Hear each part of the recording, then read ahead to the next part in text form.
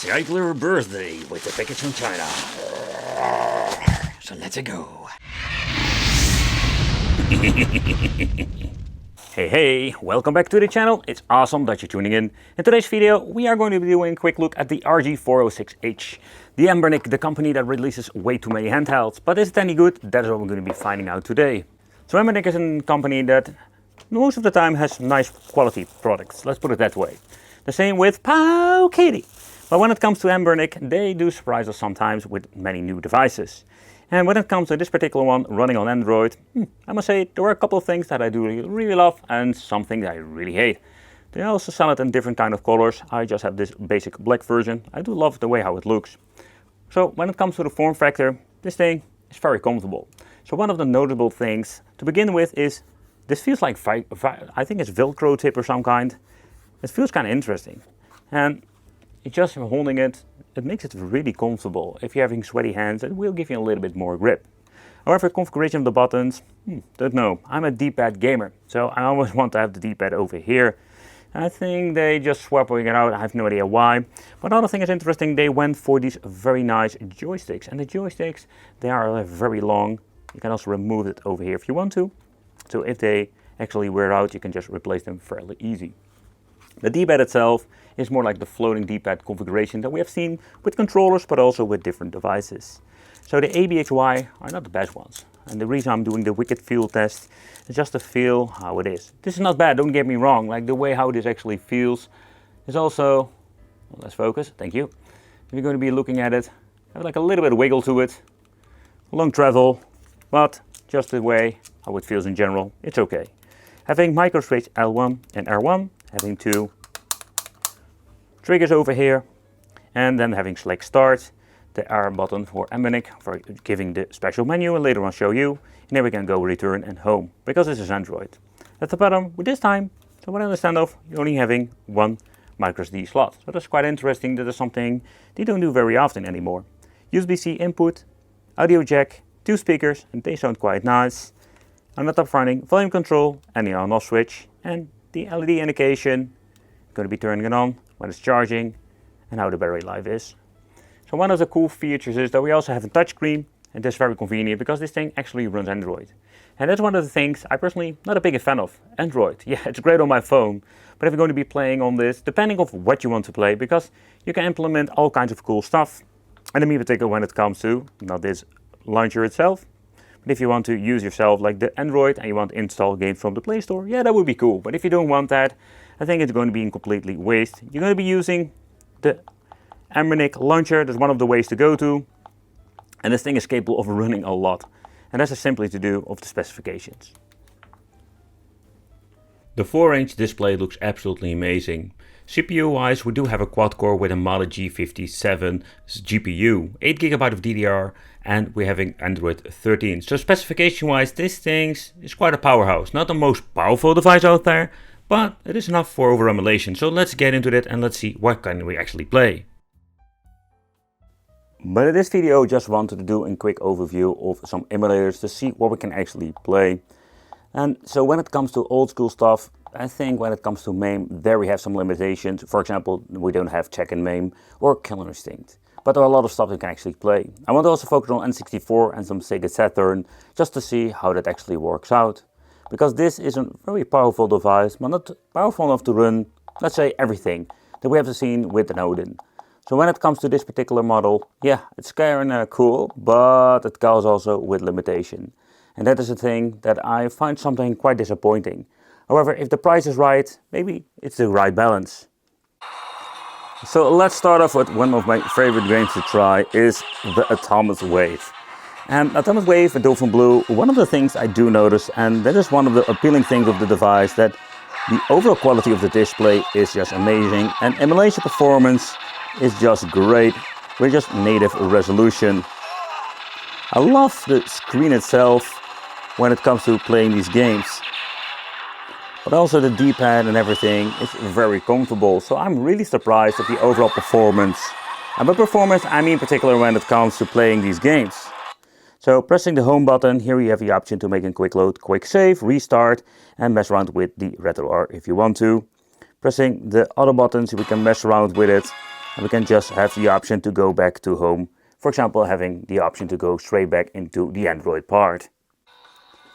But going through a couple of systems that we have seen or not seen at all on devices or struggle big time, you will notice that this device has no problem whatsoever.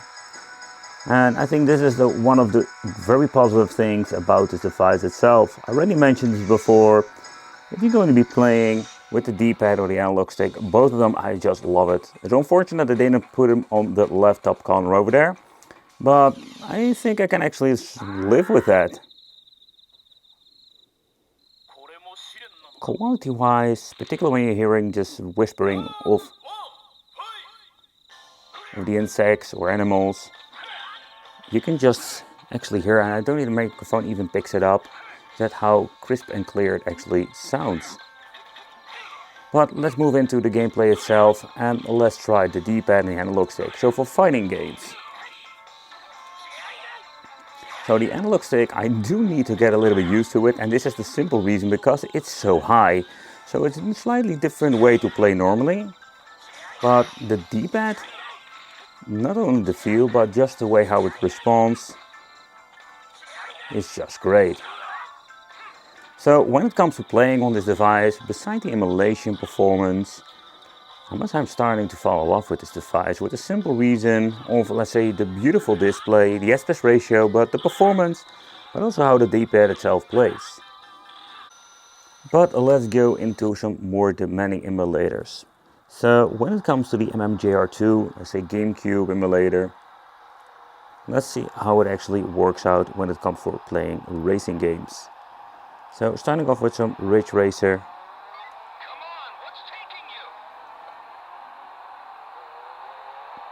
Where this is just literally like pushing it to the maximum.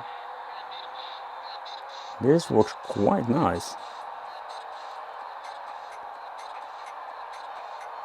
So when it comes to playing some Wii games on this is actually going to be an overall great and pleasant surprise. But if this is going to be for every single game, that's of course debatable.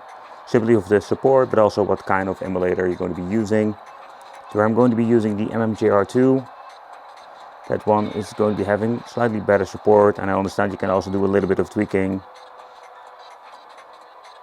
But so far, it runs quite stable on 60 frames per second. Actually playing this game called Ridge Racer, where I have no idea why. Just give me the one from the PlayStation 1 if you ask me. So moving on to the PlayStation Portable. But this time I just want to do a little bit of tinkering. Pressing the back button will give you the option of getting into PP as a PP emulator. So in here we can change out all kinds of settings. So that is set to Vulkan 4x PP or 1080p resolution. You're going to like mess around with it, do some tweaking, and maybe we can even get a little bit better result when it comes to higher resolutions. But out of the box, I'm quite surprised to be honest. It seems to be working just fine. And this is just a very cool way. However, we do have two bezels at the bottom and the top over there, and that's for the simple reason because of the resolution. So this is not like the perfect, let's say, PlayStation Portable emulator device when it comes to resolution. Of course, you can do tweaking and filling the screen and stuff like that. However, it's kind of cool to see how far we can push it when it comes to playing the PlayStation Portable. And performance-wise, yeah, I'm quite surprised with this. Of course, playing God of War, we're going to be needing to do a little bit more tweaking because this is going to be a more demanding game to play. Oh man, it's going to be a blast to the past. PlayStation 2 with some Tekken tech. Yep, some more Tekken. I'm such a big Tekken fan of this.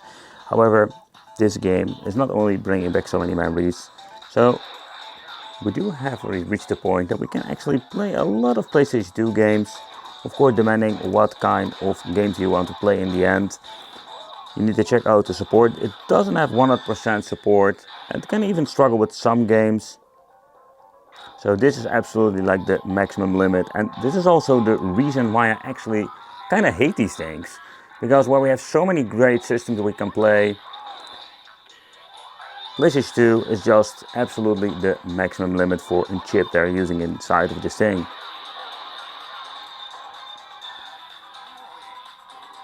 But a lot of games are running quite good on this, and I can enjoy it. Particularly when it comes to the audio, Man, this sounds good. But let's try another PlayStation 2 game. You can also start messing with the settings, for example, like removing the touch controls. So configuration wise, these things still need a lot of work. You can also get yourself different, like say front ends, if you want to have like more fancy front ends to play your games or your collections. But so far, I must say I'm quite surprised with the overall emulation performance of the PlayStation 2 part. Where this is not like the ultimate PlayStation 2 emulator, there is actually a lot that we can play, on most of them like native resolution. I've mentioned before that MAME we will have limitations when it comes to certain games like Tekken MAME and the Killer Instinct game, but there are so many games that you can actually play. So, but if you just want to play some old school, let's say MAME arcade games, take consideration is that you don't really need an expensive device like this. However, this thing has like an amazing D-pad. There are many different other devices out there that have similar, let's say, great performance that I've reviewed here on the channel. So I think when you're getting into a device like this for MAME retro emulation, it's going to be absolutely a waste of money because, again, you're not going to be needing this. But I'm surprised like how good it responds. Uh-oh. I do have a problem now.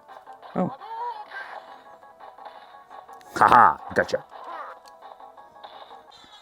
And yes, we can play N64 on this.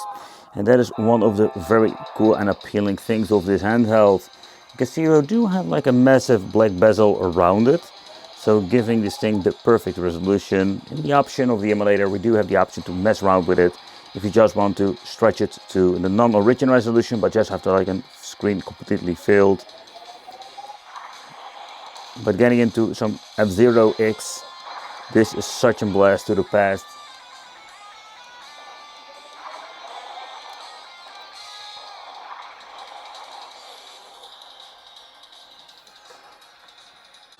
But we're also able to play Sega Saturn on this.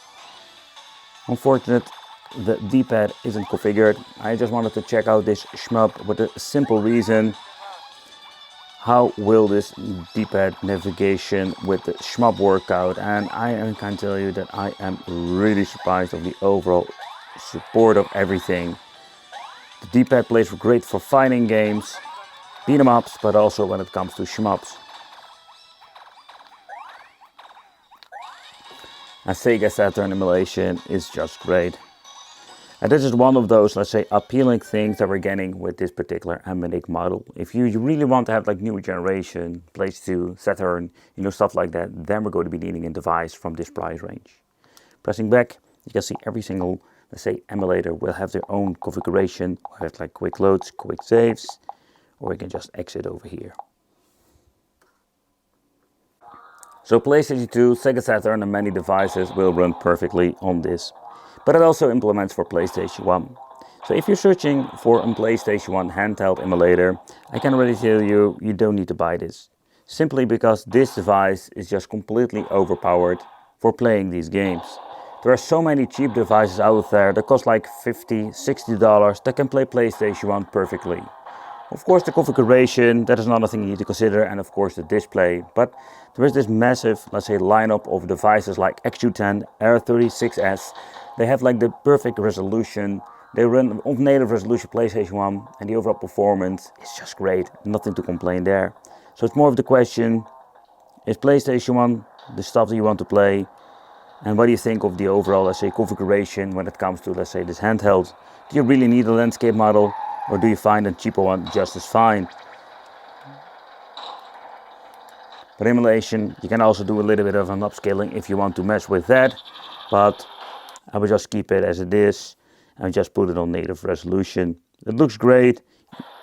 And if you're going to be looking into, let's say, other handhelds, I think for PlayStation 1, this thing is completely overkill.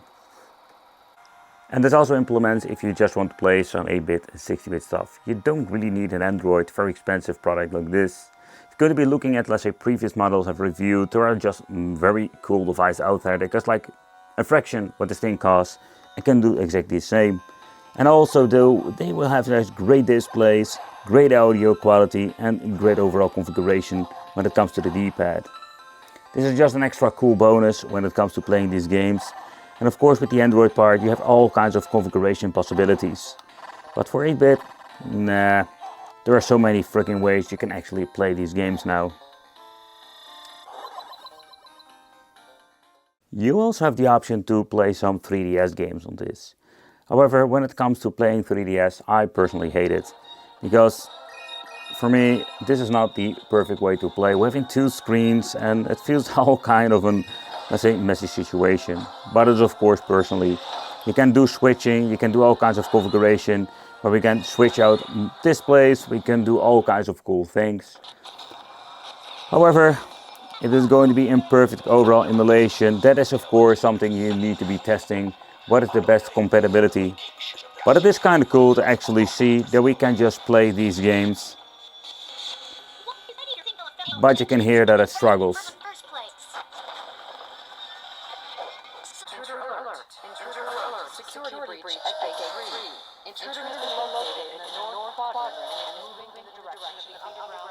But getting into some Sega Dreamcast, now it's running through RetroArch, but we can switch it to the Dream emulator. And if you want to, you're going to be buying it through the Play Store. You have the option to do a little bit of upscaling. You can try if you want to, but personally I think this looks just great as it is. So Dreamcast is not going to be a problem being played on this device. So if you're searching for a Dreamcast portable, this would be a very cool option. For the simple reason due of the overall quality of the controls, the amazing joystick. So this thing has a lot of potential when it comes to this. But of course, also with Dreamcast, we do have different options when it comes to cheaper, let's say, devices that can also play it. But those cheaper devices will sometimes struggle with a couple of games who are more demanding. But out of the box, this thing is absolutely great. And of course, with different emulators, we can just start tweaking, upscaling, and you can do so much more. So with Anbernic, it is a hit or miss situation sometimes, because they are messing it up something with form factors and all kinds of things. So I mentioned before, like, I'm not the biggest fan of the Android, with the simple reason, if you want to have like a plug and play situation, this is a lot of stuff where you're getting an inside you're not going to be needing, including the touchscreen. We have all kinds of emulator preset on this device, so it makes it configuration so much easier. One of the things I find very interesting, if you're going to be using the Anbernic launcher, it's not the best one out there, or at least like, especially like visual wise. But I think this thing has a lot of potential. Out of the box, you can play thousands of different retro games. I've been scrolling through a couple of them because there's actually so much you can just play. We can do a little bit of more deep dive into this, but I think you should buy something like this, not only for the emulation performance, but also if you're going to be using this for the Android part. With the Play Store in mind, you can actually install your account and even have the option to games like Minecraft or maybe some Street of Rage that you can download, and you can even do all kinds of cool stuff. But out of the box, this is a very beautiful device and I'm surprised of the overall quality. Maybe it's one of my favorite ones at this moment. But do I really need it for basic gaming? No, I should get something else. Thank you all for watching. Let me know in the comments what do you think of the RG406H, and it would be great to see you in the next video.